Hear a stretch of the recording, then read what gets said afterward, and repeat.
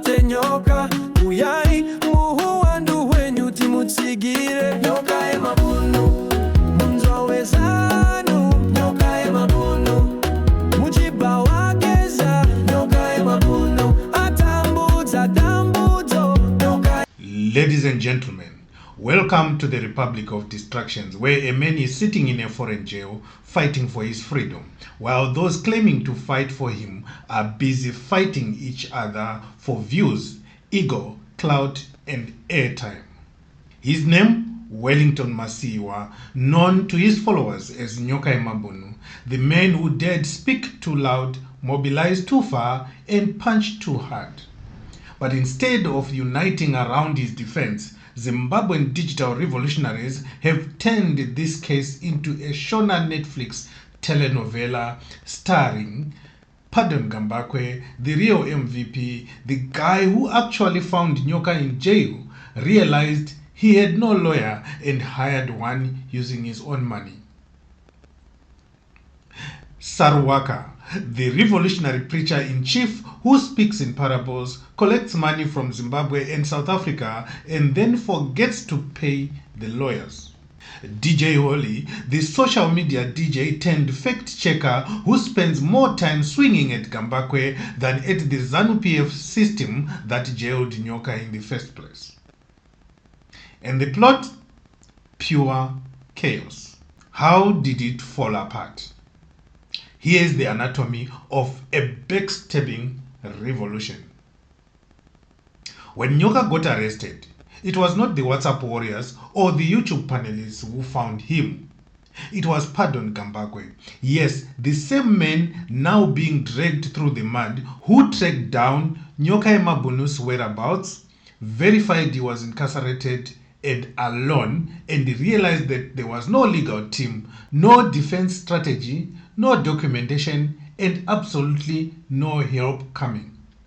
At the time, Saruwaka, fully comfortable behind a WhatsApp profile picture and blessed with a voice louder than action, was out there telling revolutionaries that Nyoka was safe, that there was no need to panic, and that things were under control. In truth, nothing was under control. Nyoka was lost in the South African legal system with no legal representation and no one speaking on his behalf. So, what did Gambakwe do? He personally hired lawyers from Malahlela and Partners, started building a legal case, and opened a GoFundMe account to help shoulder the cost. How many people contributed to this? 0. That's right. All those revolutionaries claiming we stand with Nyoka couldn't even stand still long enough to send 10 rands. Meanwhile, Gambakwe kept paying out of his own pocket. But as soon as DJ Holly, long-time rival of Gambakwe, saw a chance to gain algorithm points and stir controversy, he leapt into action, not against the arresting regime, not against the injustice, but against the very person funding the defense. Holly accused Gambakwe of misusing donations, an Olympic-level jump in logic considering there were no donations to misuse. In fact, it was DJ Holly who persuaded the multitudes not to contribute to Gambakwe's call for help. Now, let's talk about the press release drama that turned the legal representation into a red carpet. Because Gambakwe was the only one footing the bill, he requested that the lawyers communicate official updates through his platforms. Makes sense? He's paying the bill, carrying the risk, and bearing the public backlash. But then DJ Holly throws a tantrum, claiming the lawyers are in someone's pocket, pushing conspiracy theories about media gatekeeping as if he was the one trying to run a courtroom. In reality, Malahlela and Partners are seasoned lawyers who, seeing the public confusion, issued a public notice. All funds for the legal case must be paid into their audited trust account, and no individual or unauthorized person is permitted to collect money on their behalf. That should have ended the debate. But no, instead of supporting this transparency, Saruwaka and company continue collecting money reportedly from Zimbabweans and South Africa without a trace of that money going to the lawyers. They didn't contribute to the trust account. They didn't contribute to the GoFund account. They didn't show receipts, didn't even provide proof of payment, but they somehow had the audacity to claim ownership of the revolution. And when people started asking where the money went, suddenly everyone developed amnesia. Let's be clear. This is not a revolution. It's a rogue telethon run by egos who think fundraising is a flex and accountability is an insult. At the core of this confusion is a simple fact that one man is funding the defense and everyone else is fighting over who gets to control the microphone. I know some people are going to jump in and say it's not one man funding the defense, there are two people. Well, the other person is just funding the lawyer that he brought in. Pardon Gambakwe is funding the lawyers that he brought in. DJ Holly is holding press conferences against the donors rather than the dictator. Meanwhile, the actual lawyers, the professionals, are now at risk of withdrawing because the political influencers can't stop sabotaging each other long enough to finish one legal process. And all the while, Nyoka remains locked up, forgotten in the storm of he said, she said, we posted. This isn't a legal defense. It's a live audition for Clout. The amount of irrelevant drama now orbiting this case is comical.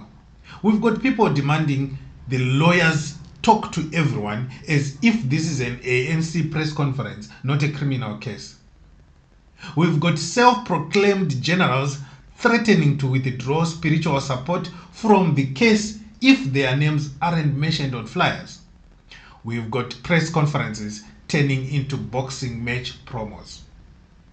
Meanwhile, ZANU-PF must be laughing all the way to the border.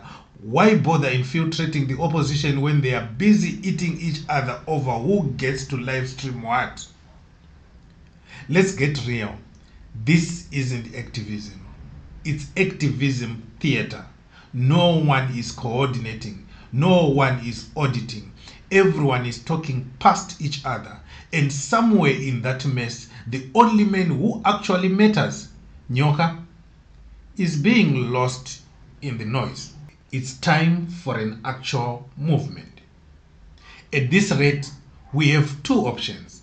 Either the grown-ups in the room step in or Nyoka gets abandoned to the system while his comrades keep monetizing chaos. So, here is what needs to happen. Every cent raised must be shown publicly. Every donation must be traceable to the lawyer's trust account. This also encourages future donors to contribute. Stop collecting money unless you are authorized.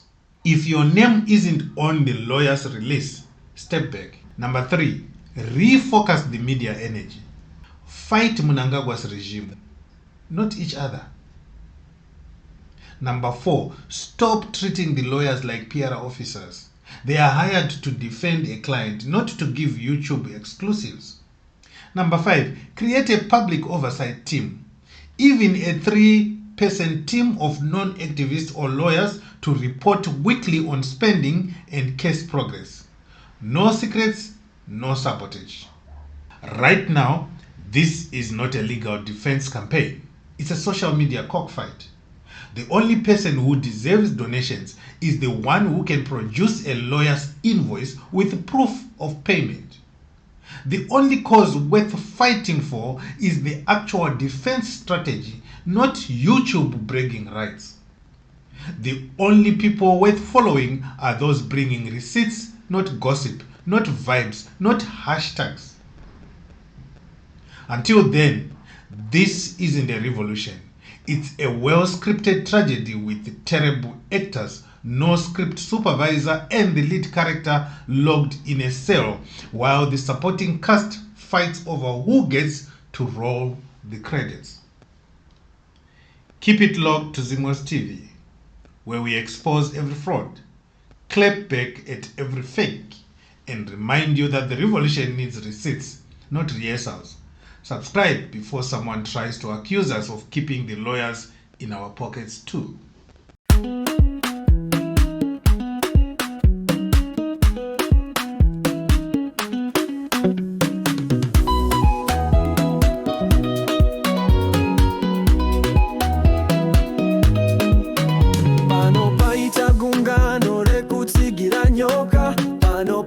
Chikwata chekusapota nyoka uyai mesema zimba tisapote nyoka uyai